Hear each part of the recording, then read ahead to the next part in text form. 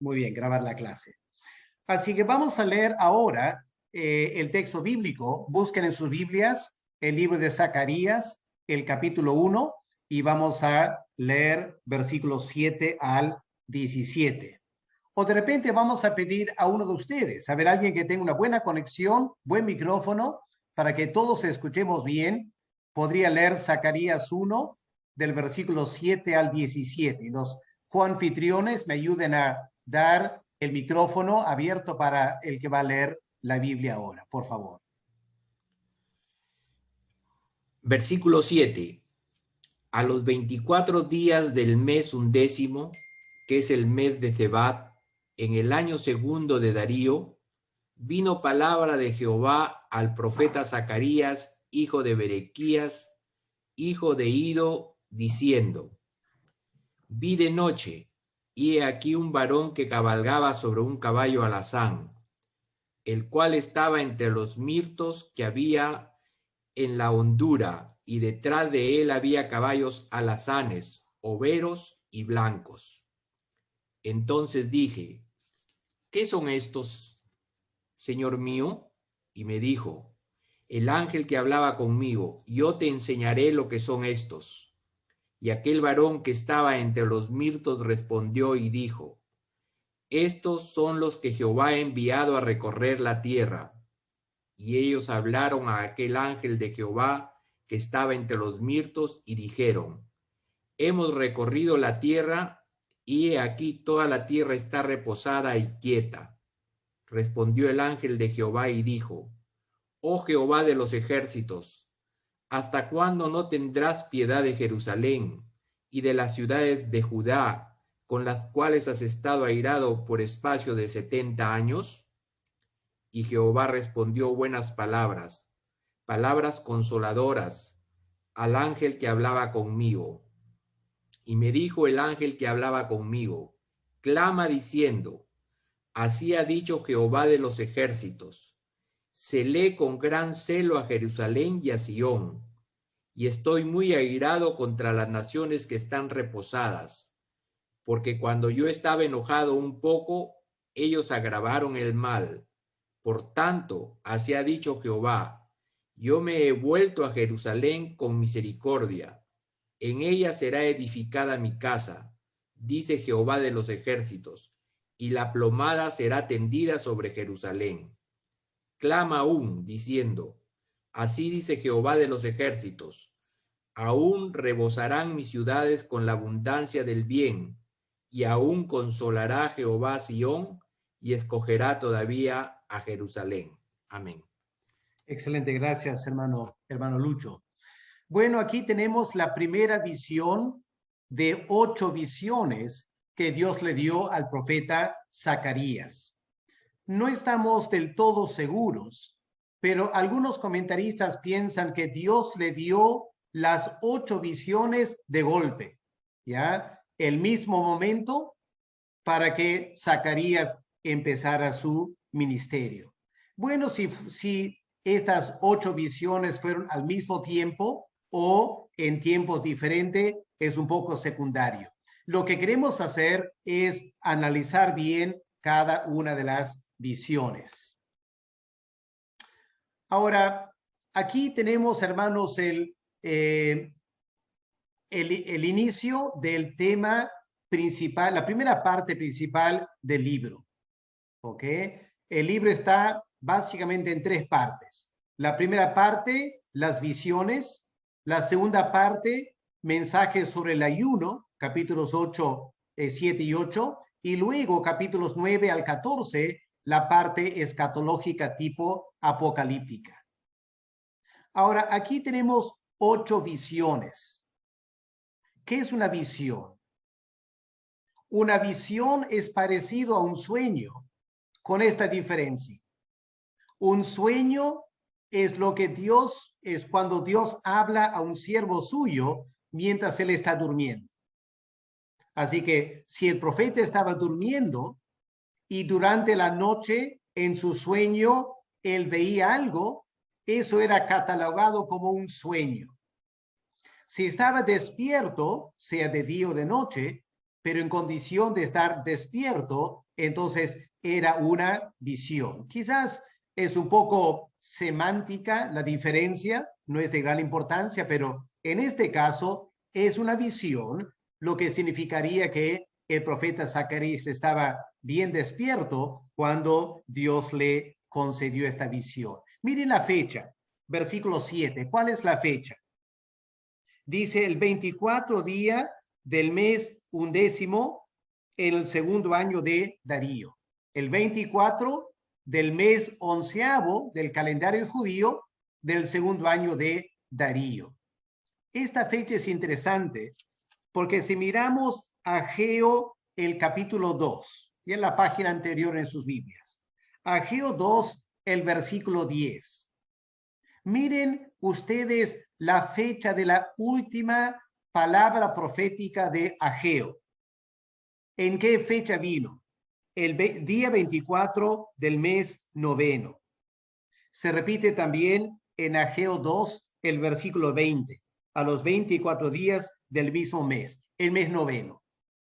Así que Zacarías, la primera visión, eran 2 meses después que Ageo terminó su ministerio, a lo menos el ministerio del cual está escrito en el libro.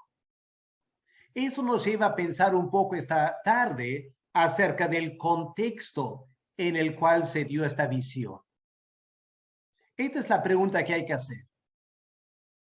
Si Dios había hablado a través del profeta Ageo, desafiando al pueblo a volver a reconstruir el templo, a retomar la obra, después de 16 años de haber estado en desobediencia.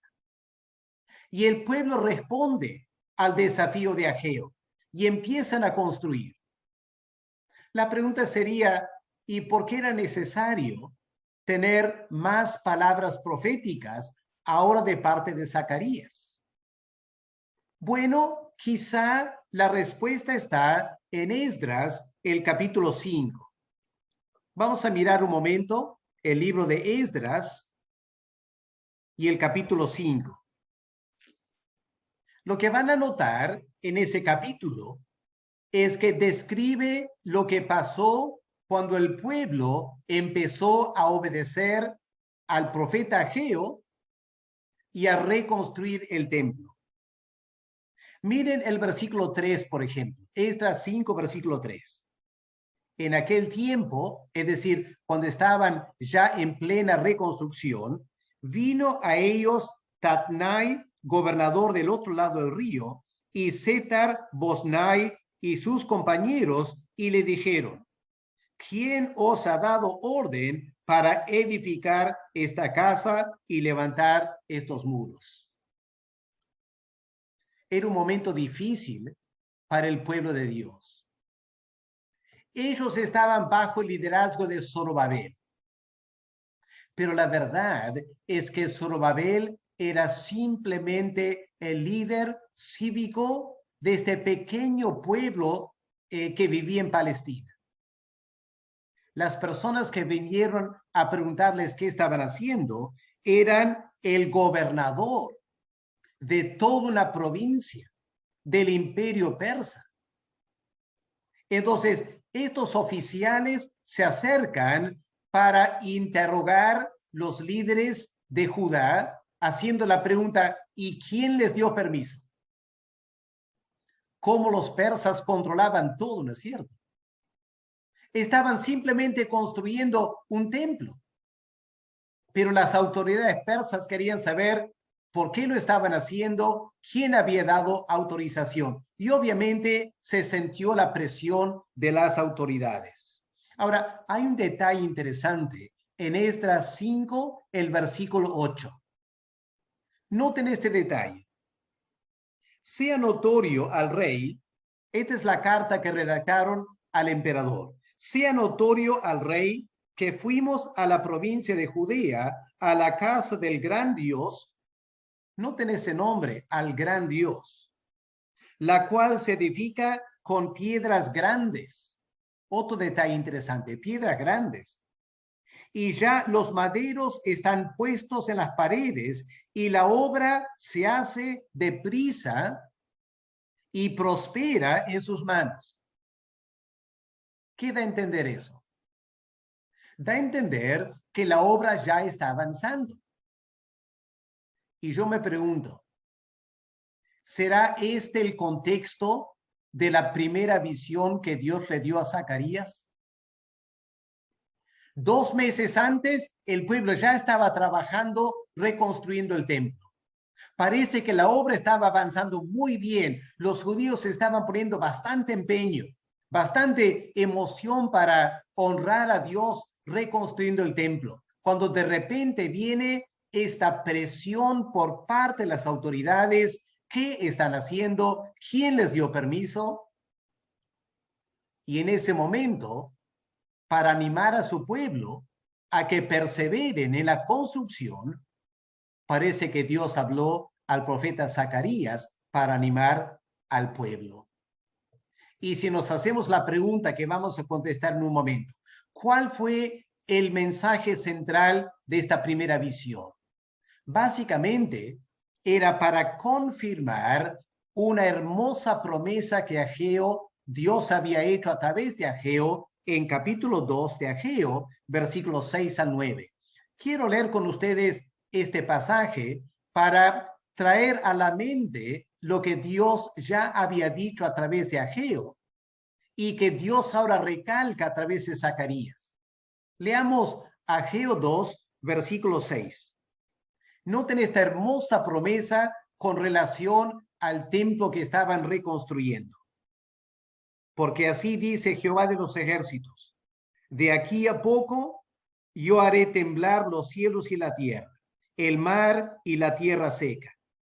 Haré temblar a todas las naciones, y vendrá el deseado de todas las naciones, y llenaré de gloria esta casa, ha dicho Jehová de los ejércitos. Mía es la plata y mío es el oro, dice Jehová de los ejércitos. Y ahora escuchen esto: la gloria postrera de esta casa será mayor que de la primera, ha dicho Jehová de los ejércitos, y daré paz en este lugar, dice Jehová de los ejércitos. Dios había dado esta hermosa promesa a los judíos que estaban ya trabajando en la reconstrucción. Cuando de repente aparecen las autoridades persas cuestionando, queriendo parar la construcción, envían una carta al rey Darío con miras a una orden para acabar con esta obra. Y uno podía pensar que los judíos estarían con cierto temor, no queriendo que la obra se vuelva a paralizar. Y parece que fue en ese contexto que Dios le dio a Zacarías esta primera visión y los mensajes que vamos a estudiar a continuación. Vamos a empezar estudiando en detalle ahora. Vamos a mirar las figuras en la visión en los versículos 8 al 10. Leamos otra vez ahora Zacarías 1, versículos 8 al 10. Vi de noche, he aquí un varón. Aquí está la primera figura, la primera persona. Un varón que cabalgaba sobre un caballo alazán. ¿Quién será ese varón? Vamos a ver en un momento. El cual estaba entre los mirtos. ¿Qué significa eso, entre los mirtos? Que había en la hondura. ¿Eso qué significa? Y detrás de él había caballos, alazanes, overos y blancos. Zacarías no tenía la menor idea de lo que se trataba. Así que él pide, versículo 9, ¿qué son estos, Señor mío? Y me dijo el ángel que hablaba conmigo, yo te enseñaré lo que son estos. Y aquel varón que estaba entre los mirtos respondió y dijo, estos son los que Jehová ha enviado a recorrer la tierra. Ahora, aquí tenemos dos personajes. En primer lugar, tenemos un varón que está montado sobre un caballo. Y luego tenemos un ángel que está hablando con Zacarías. Resulta que el varón que está montado sobre el caballo es nada menos que el ángel de Jehová. Y se acordarán quién es el ángel de Jehová. Dios el Hijo antes de la encarnación. Esto me lleva a notar dos cosas introductorias con ustedes. Hermanos, en primer lugar, noten el enorme privilegio que Dios le concedió a Zacarías. Era un hombre joven todavía. Era un profeta. Sabemos que era joven por lo que leemos en el capítulo 4 y el versículo, perdón, el capítulo 2, versículo 4.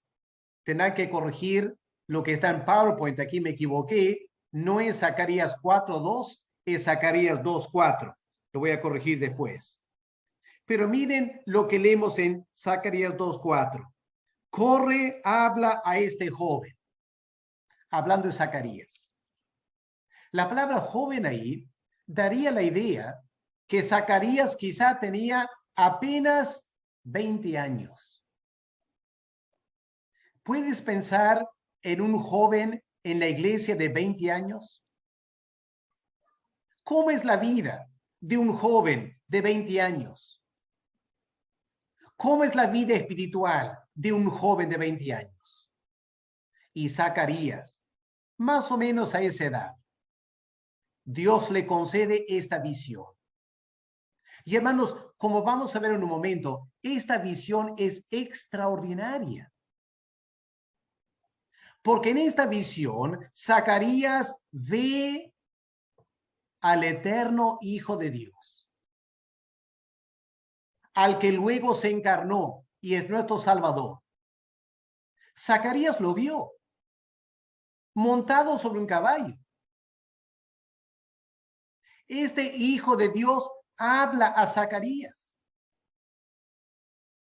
Y durante esta visión, como vamos a ver en un momento, el eterno Hijo de Dios intercede ante Dios el Padre, y al joven Zacarías se le permite escuchar a dos personas de la Trinidad conversando el uno con el otro, uno intercediendo al Padre y el Padre contestando al Hijo.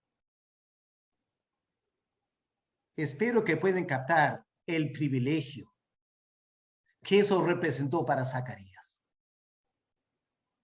A Daniel, Dios le dio a Daniel grandes visiones cuando Daniel ya era viejo, 70 años para arriba.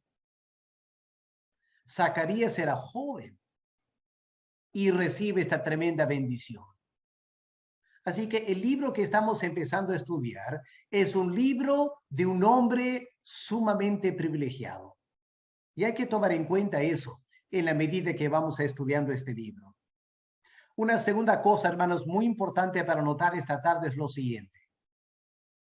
En algunas de estas visiones no hay una explicación detallada de los símbolos. Por ejemplo, en esta visión tenemos caballos de diferentes colores, alazanes, overos, la palabra overo significa color mixto, y blancos. Pero notarán que no hay ninguna explicación de lo que los colores significan. Ahora, cuando leen un comentario, van a encontrar que a algunos comentaristas les encanta decir el rojo, el alazán significa esto, el overo significa lo siguiente, el blanco significa lo siguiente. Tengamos mucho cuidado. Mucho cuidado con especulaciones. Personalmente, no creo que estos colores tengan mayor significado. Porque no hay nada en esta primera visión que apunta a lo que los colores significan. Y por eso hay que tener cuidado con especulaciones que salen del marco bíblico. Pero vamos a analizar las figuras aquí. En primer lugar, ya he adelantado que el varón que está montado sobre el caballo alazán en versículo 8 es nada menos que el ángel de Jehová. No lo digo yo, lo dice el texto bíblico. En versículo 11, por ejemplo, miren, versículo 11. Ellos hablaron a aquel ángel de Jehová que estaba entre los mirtos. Queda claro entonces. El varón que estaba montado sobre este caballo alazán entre los mirtos es el ángel de Jehová.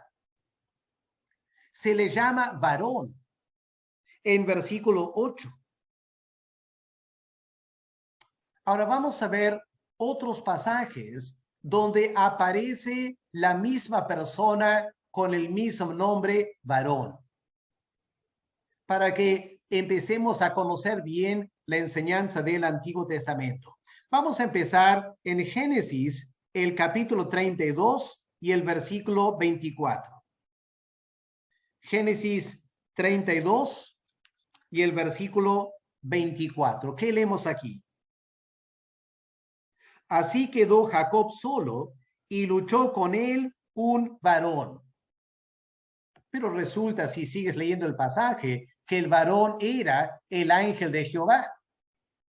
Apareció como un hombre y Jacob se pone a pelear con ese hombre. Muy tarde se da cuenta que no es simplemente un hombre, es la segunda persona de la Trinidad que apareció momentáneamente en una forma humana. Varón. Vamos a Josué, el capítulo 5 y el versículo 13.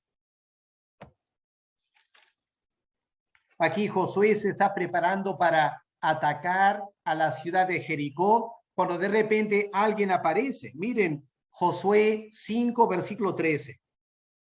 Estando Josué cerca de Jericó, alzó sus ojos y vio un varón, la misma palabra, un varón que estaba delante de él. Tenía una espada desenvainada. Josué quería saber quién es, y el versículo 14 lo aclara.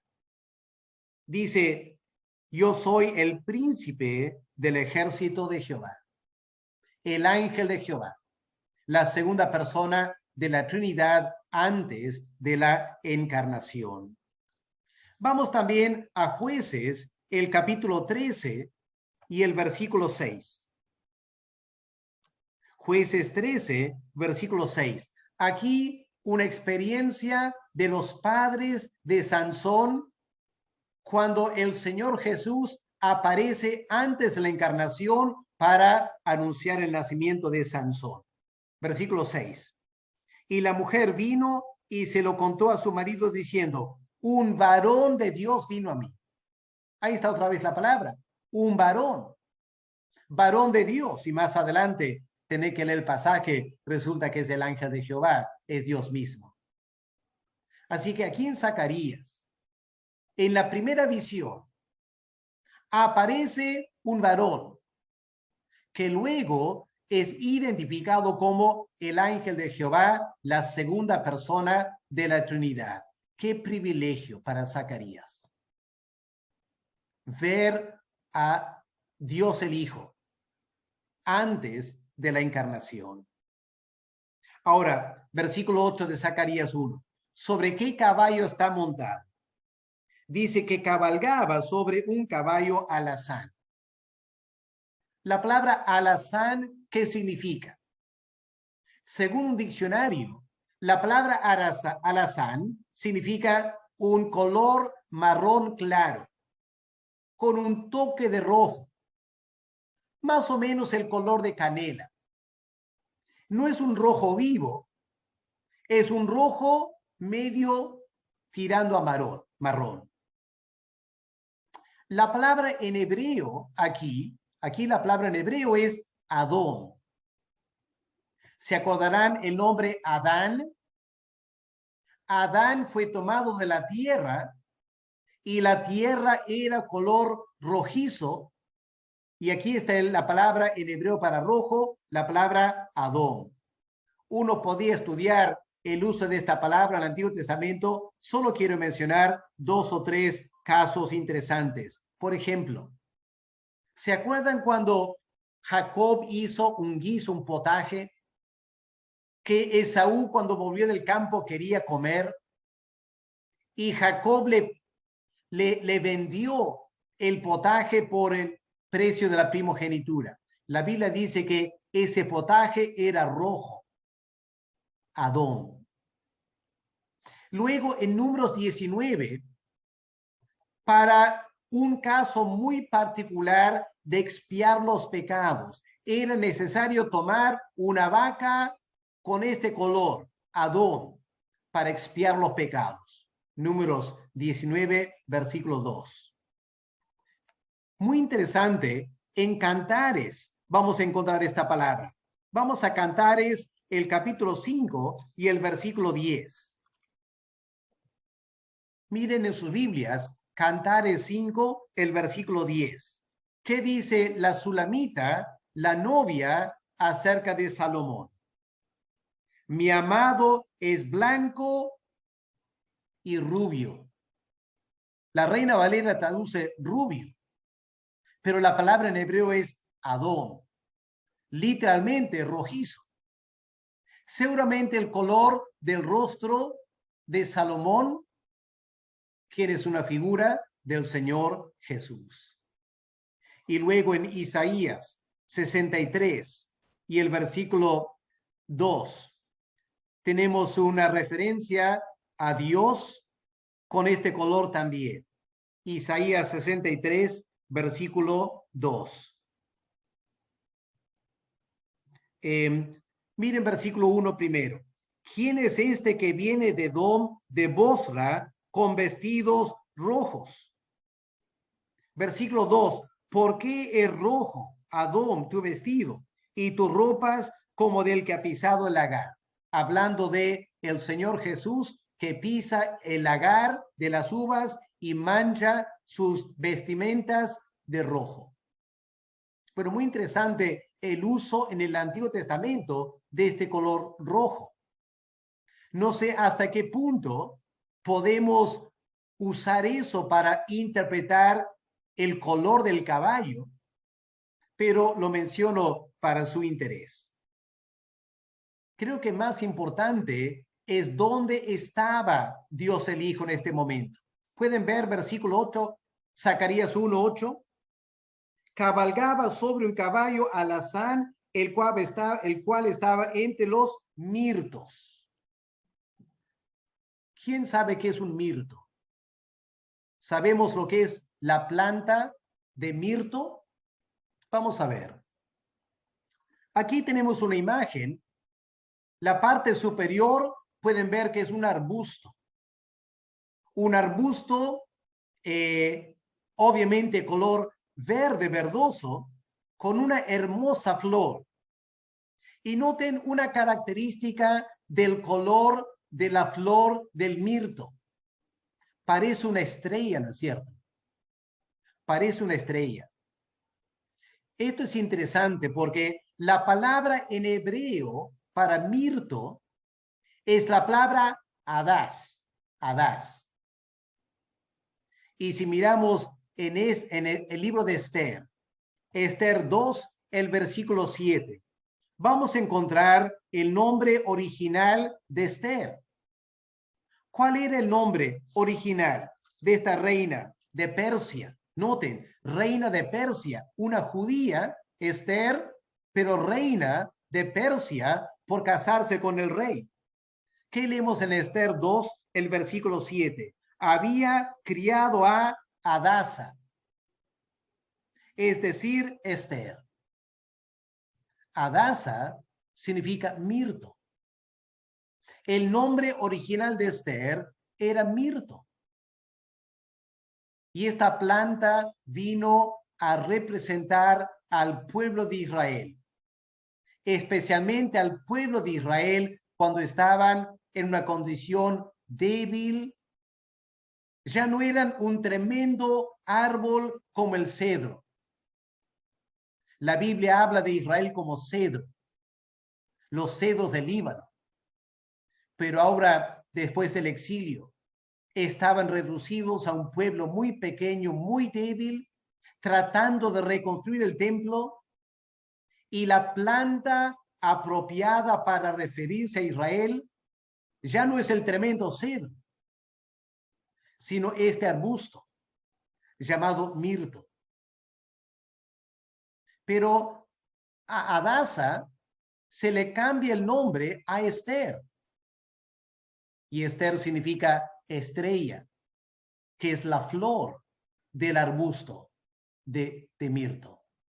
Así que muy interesante los paralelos que hay en el libro de Esther con el libro de Zacarías. Recordemos que Esther vivió el siguiente siglo, después de Zacarías.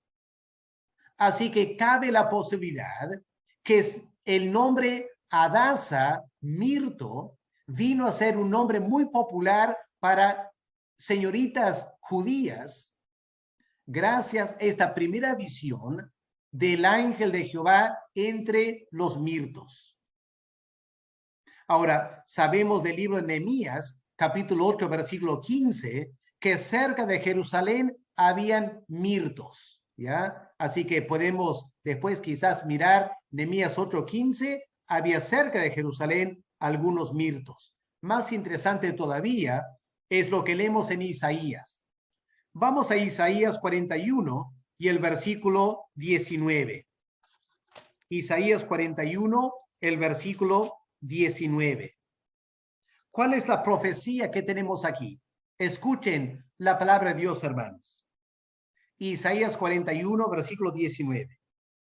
Daré en el desierto cedros, acacias, arayanes y olivos. Ahora, la Reina Valera traduce aquí arayanes. Pero si ustedes tienen otra versión de la Biblia, por ejemplo, Biblia de las Américas, van a ver que la palabra es mirto, porque es la palabra Hadás en hebreo. Aquí Dios está prometiendo, después del exilio, iba a bendecir al pueblo de Israel plantando estos arbustos, un símbolo de gran bendición. Tenemos lo mismo en Isaías 55 y el versículo 13. Miren ustedes, Isaías 55, versículo 13. Otra vez una promesa mesiánica de la bendición de Dios a Israel después del exilio. En lugar de la zarza crecerá ciprés, y en lugar de la ortiga crecerá arayán. Esto es muy interesante. En lugar de la ortiga crecerá arayán. La ortiga, el espino, ¿qué simboliza? El pecado, ¿no es cierto? El pecado. Y aquí el antónimo al pecado es el arayán, mejor dicho, el mirto. Y por eso este arbusto del mirto vino a ser un símbolo del pueblo de Israel después del exilio. Un pueblo pobre, débil, pero contando con la bendición de Dios. Así que en esta primera visión de Zacarías, él ve al eterno Hijo de Dios, montado sobre un caballo color rojizo, cabalgando entre mirtos, que representa al pueblo de Israel. ¿Y dónde estaban? Dice versículo 8, el cual estaba entre los mirtos que había en la hondura. ¿Qué significa hondura? Significa un valle. Significa una parte baja de la tierra, donde hay un hueco, donde hay un hoyo. ¿Por qué es interesante notar esto? Porque, hermanos, a lo largo de mucho del Antiguo Testamento, los judíos se jactaban de Jerusalén. ¿Y dónde estaba construida la ciudad de Jerusalén? Encima de las montañas. Y en la cima de las montañas, Dios colocó a su pueblo para que brillara por toda la tierra. Pero ahora han vuelto del exilio, un pueblo quebrantado, un pueblo pobre, un pueblo débil. Ya no están en la cima, están en la hondura, están en la parte baja, donde están los mirtos.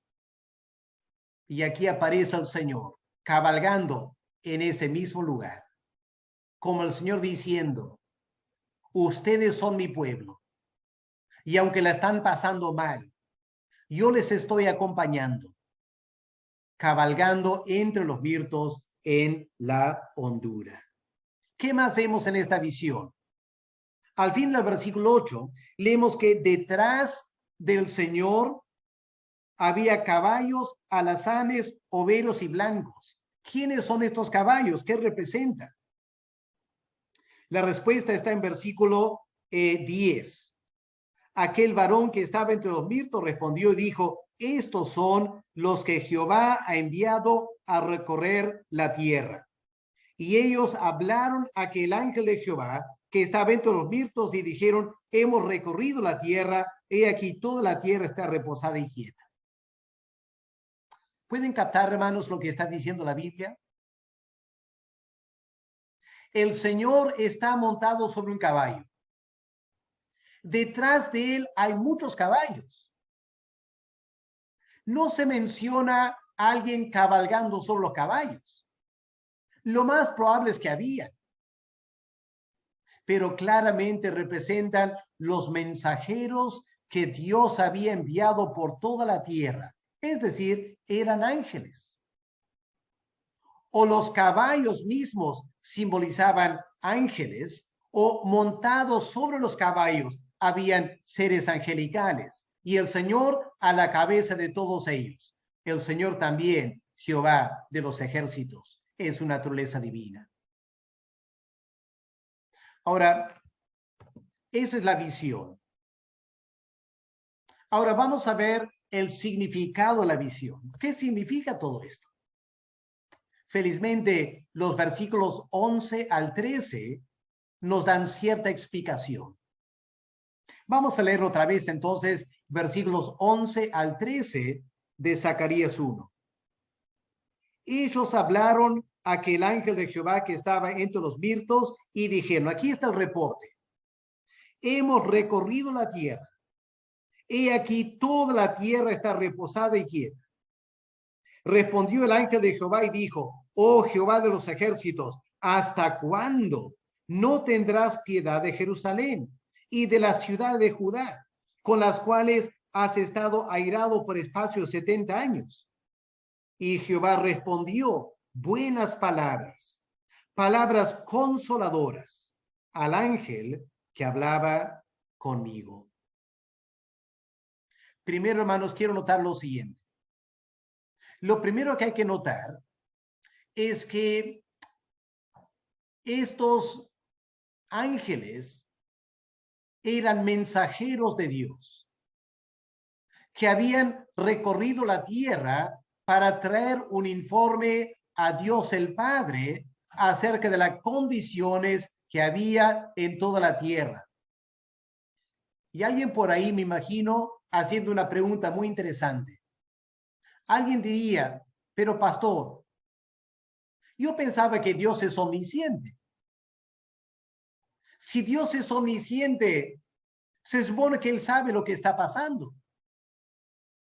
¿Por qué envía estos mensajeros, estos ángeles? ¿Qué necesidad tiene Dios de enviar ángeles a recorrer la tierra para tener un informe? Hermanos, la respuesta sería la siguiente. La respuesta es la siguiente. Obviamente Dios es omnisciente. Dios no necesitaba estos ángeles, pero a Dios le encanta usar como instrumentos a los seres que Él ha creado. Repito, a Dios le encanta usar a sus siervos como instrumentos. Él lo podía hacer solo, pero habiendo creado a los ángeles, les asigna tareas. ¿Y no es igual, hermanos, pregunto, con la iglesia? ¿Acaso Dios mismo no podría comunicar el evangelio a toda la raza humana y predicar y ganar personas para la salvación? Claro que Dios lo podría hacer. Pero Dios nos ha creado como seres humanos. Y ahora Él nos llama a cumplir la tarea evangelística. No nos necesita. Él lo puede hacer solo. Pero Dios se ha manifestado como un Dios que le encanta usar a su creación como instrumentos para sus propósitos. Por eso Dios envió los ángeles a recorrer la tierra. Pero saben ustedes, hermanos, hay algo muy interesante aquí. A ver si pueden captar esto. Esto para los inteligentes, y a ver si pueden captar este detalle. Los ángeles traen un reporte a Dios el Padre. Y el reporte es, toda la tierra está tranquila. Ah, pero Dios el Padre sabe mejor que los ángeles. Dios el Padre sabe cosas que los ángeles no saben. ¿Por qué la tierra está tranquila? Quizá los ángeles volvieron diciendo, bueno, Dios estará muy contento de saber que toda su creación está tranquila.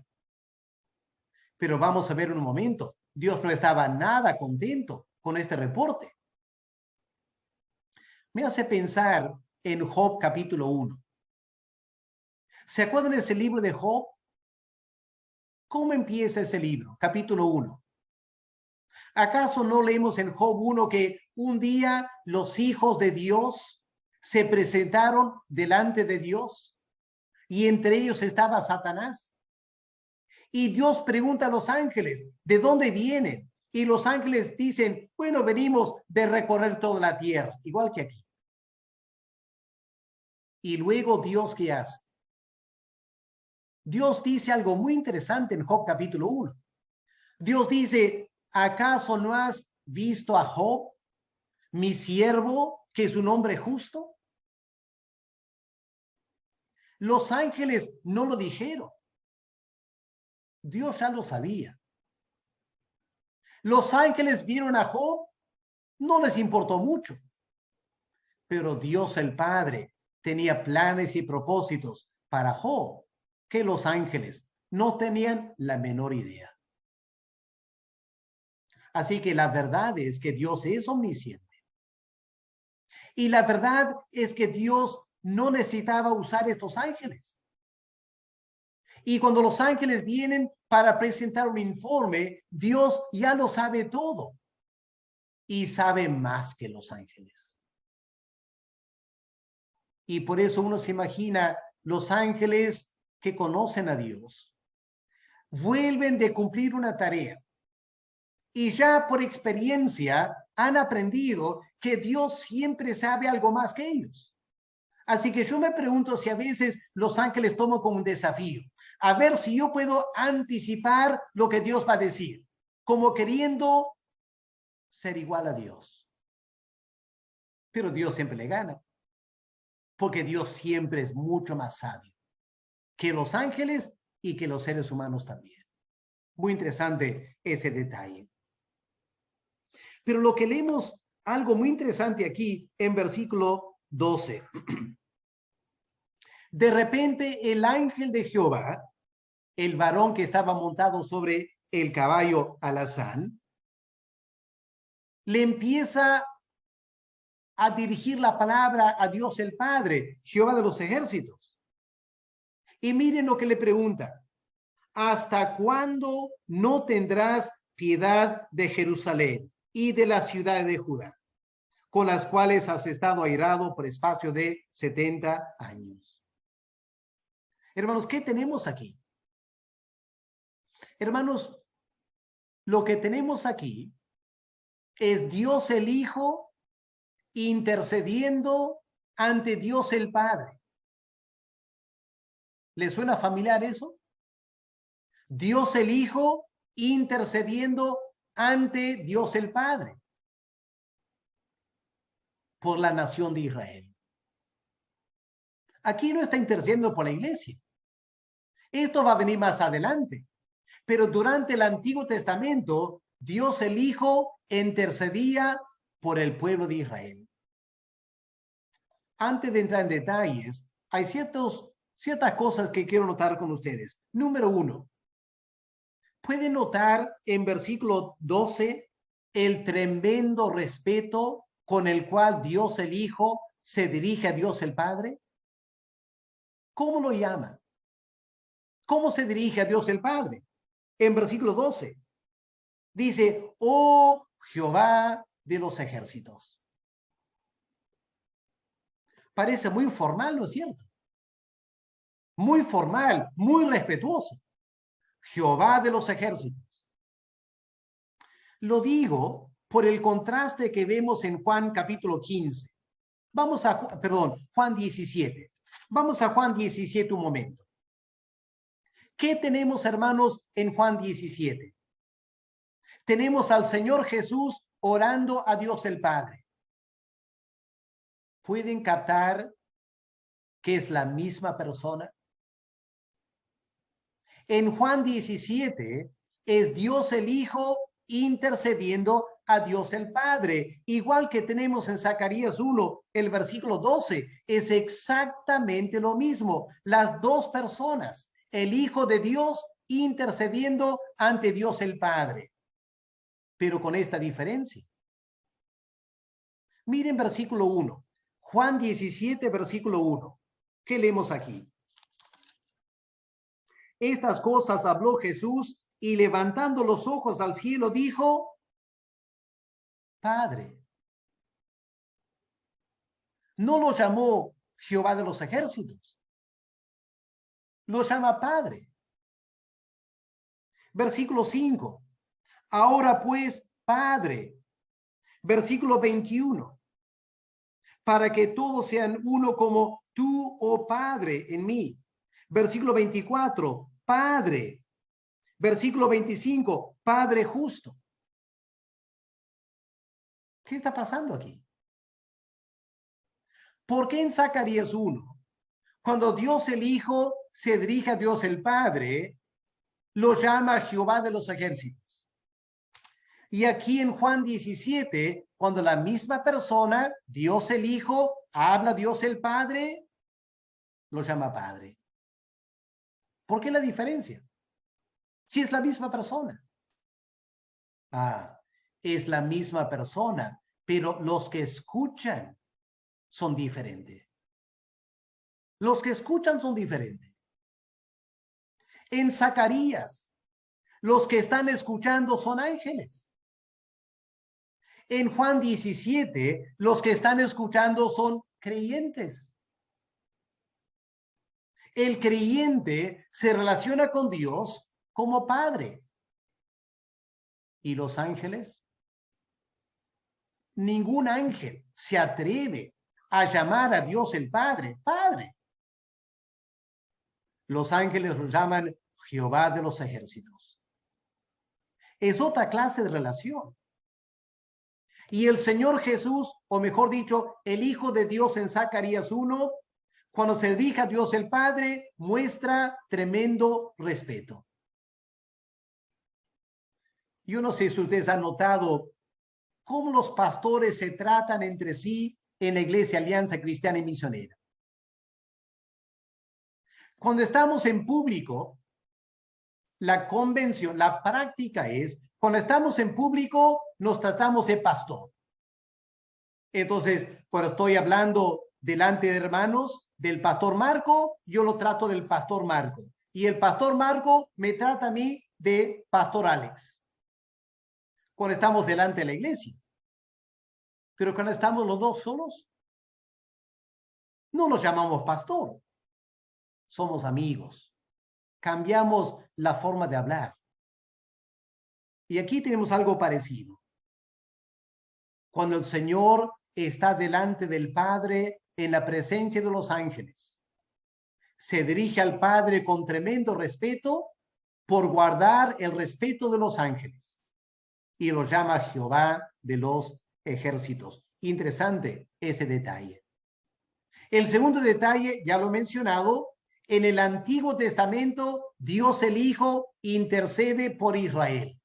En el Nuevo Testamento, Dios elige, intercede por la iglesia. Pero es la misma persona. La tercera cosa para notar es la duración del exilio. Porque noten aquí, cuando el Señor Jesús se dirige al Padre diciendo, ¿hasta cuándo no tendrás piedad?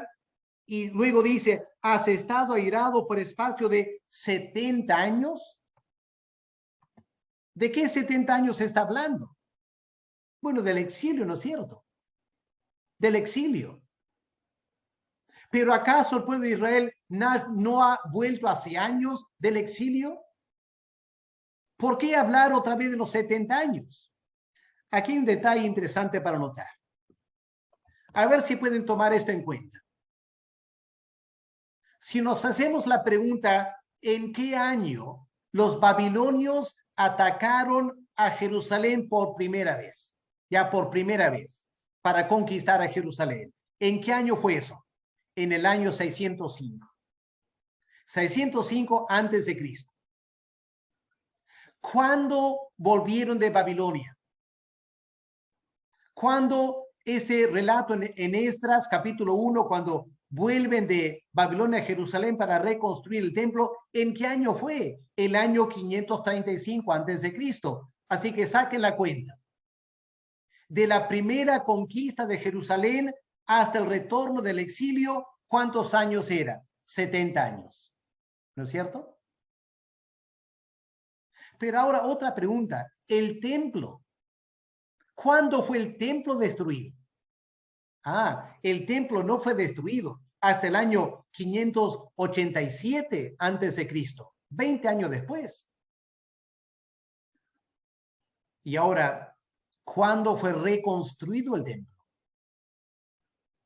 Sabemos que el templo fue reconstruido cuando Ageo empieza a ministrar la palabra en el año 520 y la reconstrucción duró 4 años. Así que del año 520 al 516, el tiempo de la reconstrucción. Ahora saquen ustedes la cuenta. Desde que el templo fue destruido hasta ser reconstruido. ¿Cuántos años? 70 años también. Así que hay dos grupos de 70 años. Dependiendo si estás pensando en la primera conquista de Jerusalén o en la destrucción del templo. Aquí Dios el Hijo está interesado en el templo. El templo había estado destruido 70 años. Él intercede al Padre. ¿Hasta cuándo seguirás airado? Ya han pasado los 70 años. Ahora, noten más detalles. Aquí, hermanos, hay mucho para meditar. Cuando tenemos en la Biblia un relato de Dios el Hijo hablando con Dios el Padre, siempre merece la pena estudiar eso en detalle. Noten en primer lugar, Dios el Hijo en el versículo 12. Dios el Hijo no le acusa al Padre de ser injusto. Lean con cuidado. Oh Jehová de los ejércitos, ¿hasta cuándo no tendrás piedad de Jerusalén y de las ciudades de Judá, con las cuales has estado airado por este espacio de 70 años? El Señor no acusa al Padre de injusticia, porque no fue injusto.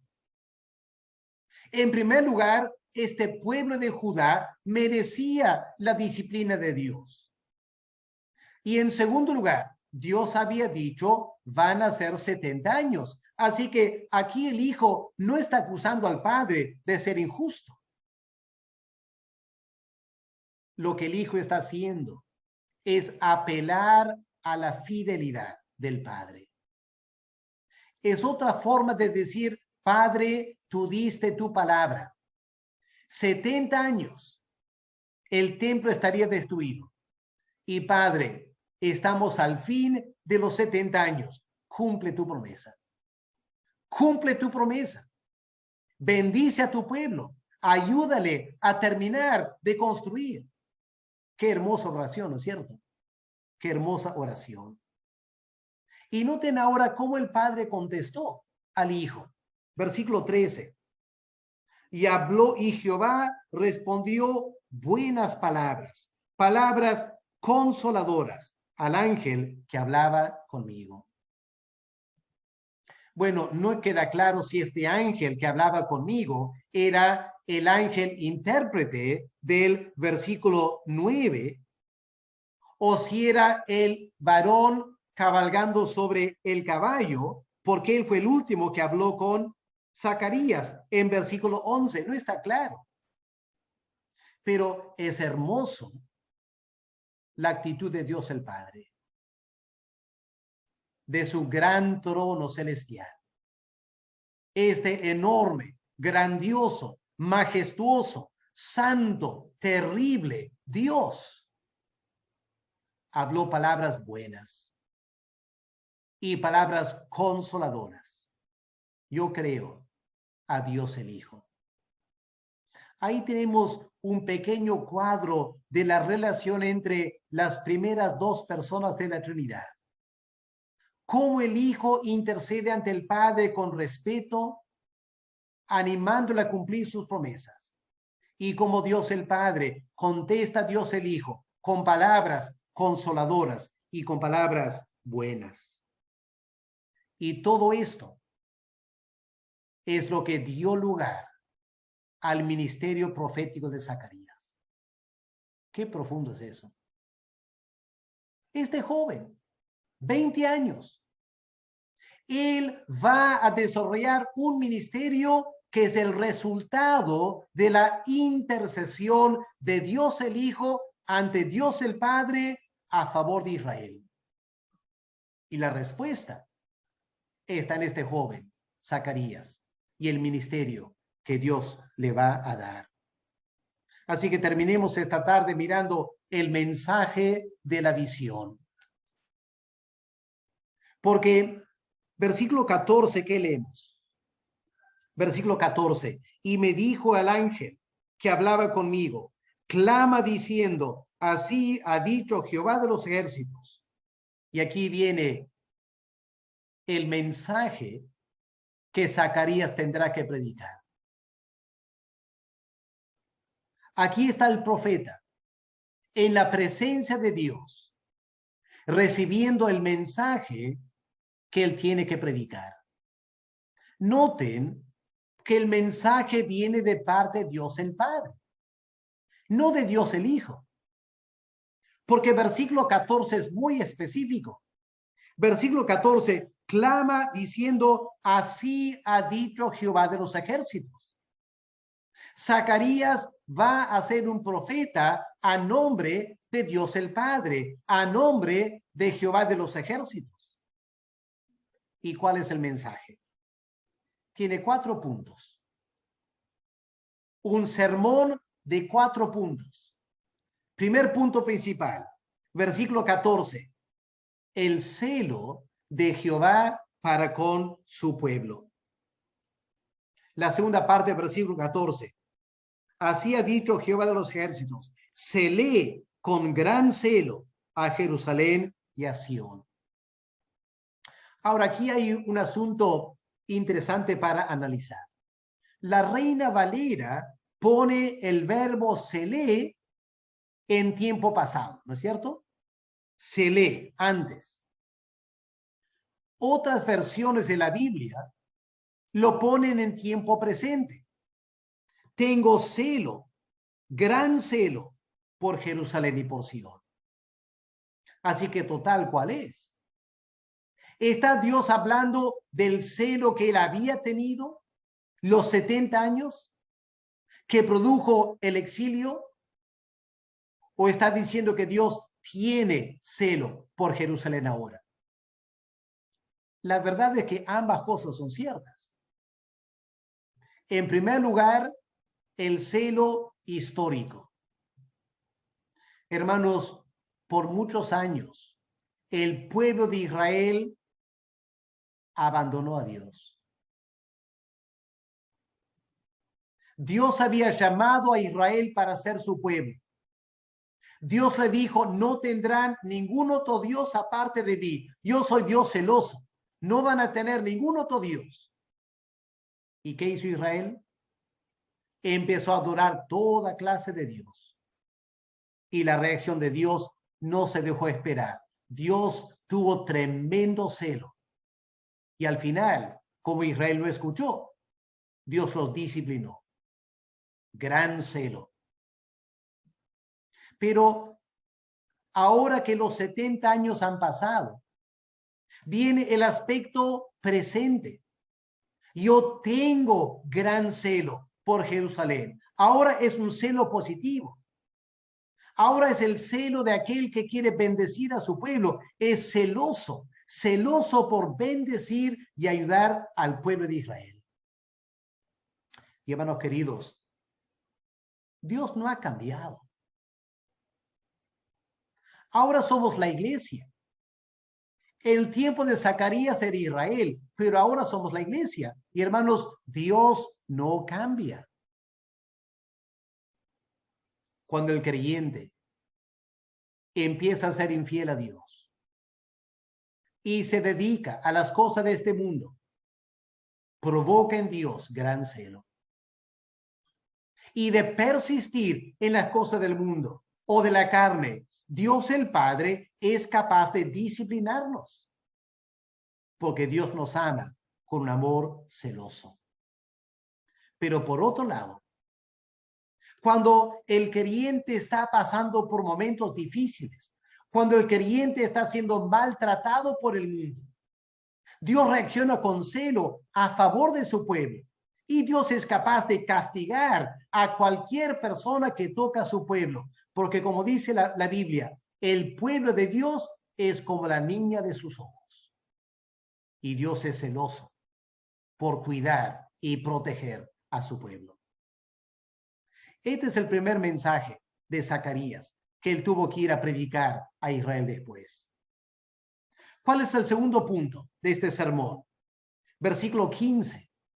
La ira de Dios frente a las naciones. Versículo 15. ¿Qué leemos aquí? Dios el Padre hablando a Zacarías, indicando qué decir. Estoy muy airado contra las naciones que están reposadas, porque cuando yo estaba enojado un poco, ellos agravaron el mal. Aquí Dios está hablando de las naciones. Las naciones como Persia, Babilonia, los sirios, los edomitas, Egipto, etc. Dios el Padre envió a los ángeles a decir, a ver, tráigame un reporte, ¿cómo están las naciones? Y los ángeles van y traen el reporte, mira Dios, Jehová de los ejércitos, todas las naciones están tranquilas, no pasa nada, no hay guerras, no hay disturbios, todo parece muy tranquilo. Pensando que Dios el Padre va a estar contento. Pero lejos de estar contento, Dios el Padre dice, yo estoy airado. Airado con estas naciones reposadas. No deben estar reposadas, no deben estar tranquilas. ¿Por qué no? Porque maltrataron a mi pueblo. Pero uno se pregunta, pero espera un momento. ¿Acaso Dios no los envió al exilio como medida disciplinaria? Claro que sí. Entonces, ¿en qué sentido Dios está molesto porque las naciones lo maltrataron? Bueno, dice aquí, Dios dice, yo estaba enojado un poco. Ellos agravaron el mal. ¿Qué significa eso? Que Dios dio a los babilonios cierta libertad para atacar y vencer a Israel, a Jerusalén. Pero los babilonios fueron demasiado malos con el pueblo de Judá. Los mataron, los masacraron, los maltrataron, más de lo que Dios tenía en mente. ¿Cómo es posible eso? Bueno, por Satanás, ¿no es cierto? Porque cuando Dios da a la gente del lado de Satanás cierto permiso para atacar a su pueblo, Satanás se aprovecha para maltratar, mucho más de lo que Dios tenía en mente. Y Dios está mirando. Y Dios está irado. Un ejemplo de esto. Dios permitió a los babilonios No solo destruir el templo, sino llevar los utensilios, los platos y tazones y todo lo demás del templo de Jehová a Babilonia. Ya Dios permitió eso. Pero ¿se acuerdan Daniel capítulo 5? Hagan memoria o busquen en sus Biblias Daniel capítulo 5. ¿Qué encontramos ahí? El último rey de Babilonia organiza una tremenda fiesta. Invita a todos los capitanes. Vamos a tener una fiesta. Vamos a celebrar nuestros dioses. ¿Y qué ordenó ese rey de Babilonia? Traer los vasos del templo de Jehová de Jerusalén. Y en esos vasos, dedicados al Dios Jehová, los babilonios celebraron su fiesta, cantando a sus dioses paganos. Dios no permitió eso. Fueron más allá de lo que Dios permitió. Y por eso la escritura en la pared, ese rey de Babilonia fue más allá de lo permitido. Y esa fue la última noche de su vida. Dios a veces permite a personas atacar a su pueblo, pero si van más allá de lo que Dios tiene en mente, Dios se reacciona con ira. Es lo que le está diciendo aquí. Y hermanos, los judíos que estaban en Jerusalén estaban siendo maltratados por los persas. Este intento de los oficiales de detener la obra para no seguir reconstruyendo era más de lo que Dios había permitido. Y las naciones no tenían por qué estar tranquilas si estaban desobedeciendo a Dios y atacando al pueblo de Dios. Esa es la segunda parte del mensaje. ¿Cuál es el tercer punto de este gran sermón de Zacarías? Versículo 16. La promesa divina de edificar a Jerusalén. Versículo 16. Por tanto, así ha dicho Jehová. Esto es lo que Zacarías tiene que anunciar. Yo me he vuelto a Jerusalén con misericordia. En ella será edificada mi casa, dice Jehová de los ejércitos, y la plomada será tendida sobre toda Jerusalén.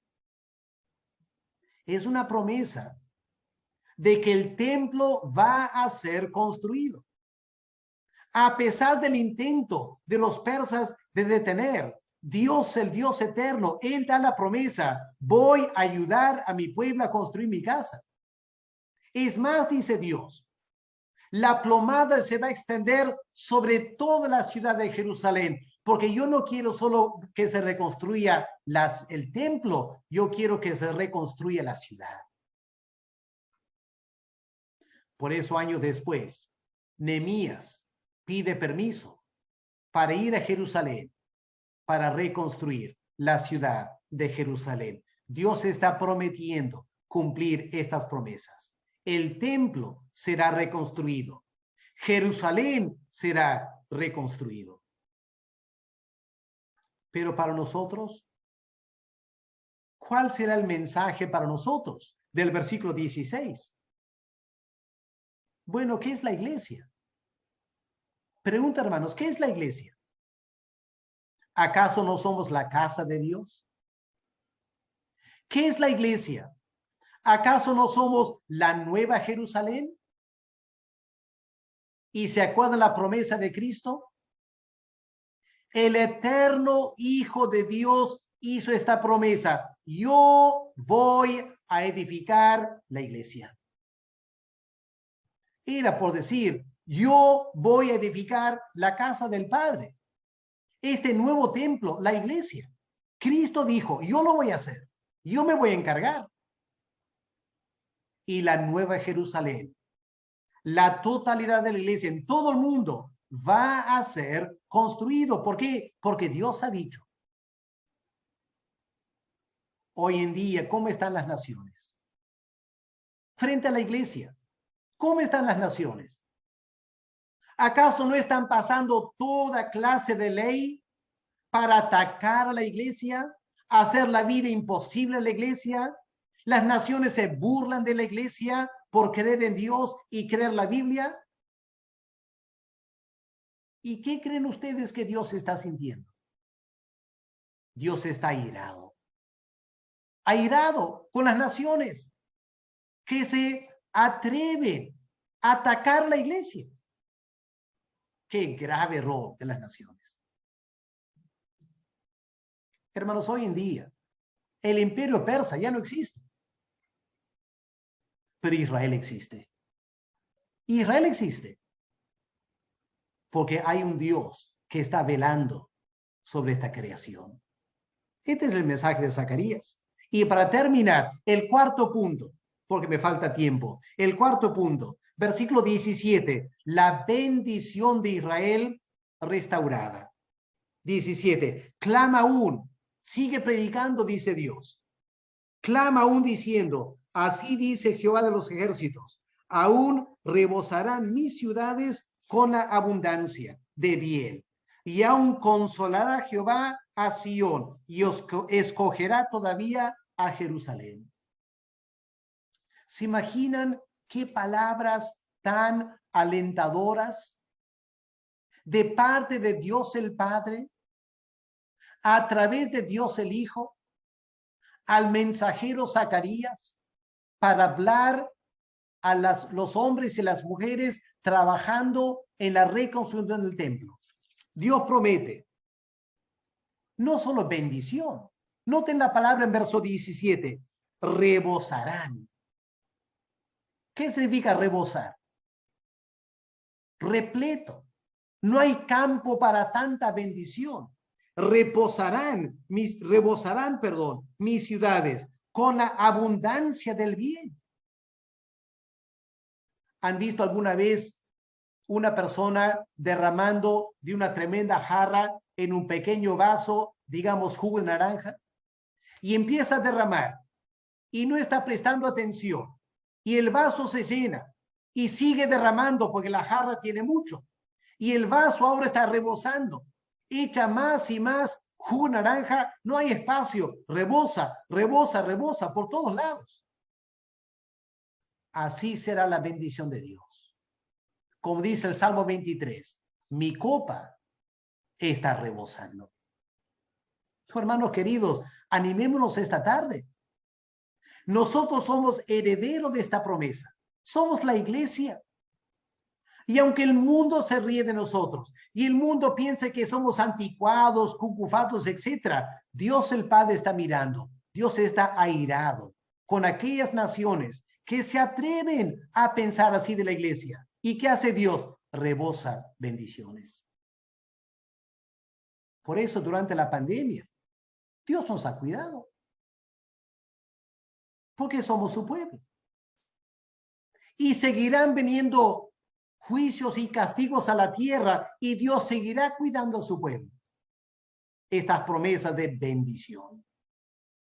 Y Dios dice, aún consolará Jehová a Sión y os escogerá todavía Jerusalén. ¿Por qué dice escogerá todavía? ¿Acaso no había escogido a Jerusalén desde muchos años atrás? Claro que sí. Pero cuando fueron llevados al exilio, parecía que Dios había rechazado a Jerusalén. Y ahora que han vuelto del exilio, están trabajando, pero no hay muchos recursos. Y Dios dice, yo voy a actuar en tal manera. Voy a bendecir a estos hombres y estas mujeres en tal manera que va a ser claro a todo el mundo que he vuelto a escoger otra vez a Jerusalén. Hermano querido, si estás pasando por un momento difícil, podría ser aún si sientes que hay un tiempo de disciplina en tu vida. Dios es justo. Si nos apartamos de él, vendrá disciplina. Pero si volvemos en arrepentimiento, Dios no tardará en derramar sus bendiciones sobre nosotros. Y lejos de rechazarnos, mostrará a todo el mundo que él nos ha escogido. Este es el mensaje que Zacarías tenía que predicar a Israel. Lo ve en visión de noche.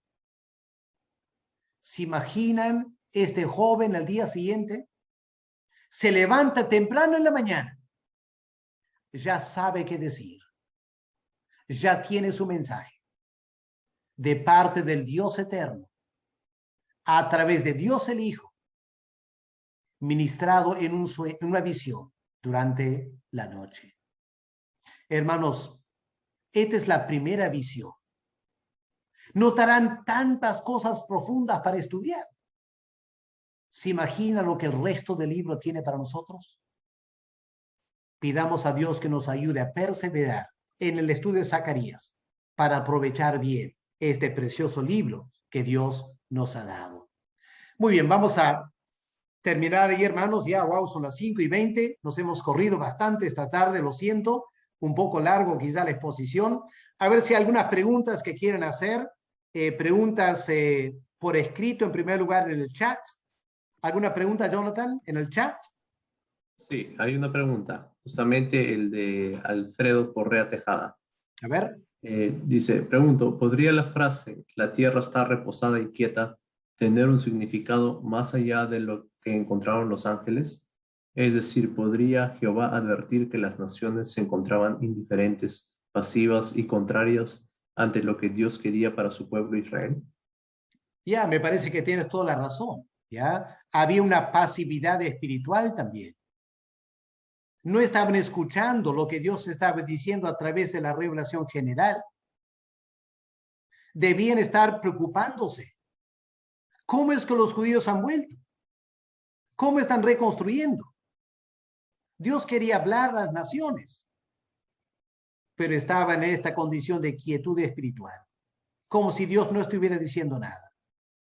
Dios a veces habla en una voz quieta y apacible, aún a los inconversos. Y si los inconversos no prestan atención, Dios los puede juzgar también por eso. Dios dice, no espere que vengan los truenos y los relámpagos de mi juicio. Escuchen mi voz quieta y apacible. Y no estaban escuchando. Y tienes toda razón. Gracias, Alfredo, por ese comentario. Ok, aparte de esa pregunta, no hay otra. Nada más, ok. ¿Alguna pregunta que quieran hacer en audio, en vivo? ¿Algo no quedó claro? Cualquier pregunta. Aquí todas las preguntas son válidas, así que con tal que tenga que ver con Zacarías, ¿no es cierto?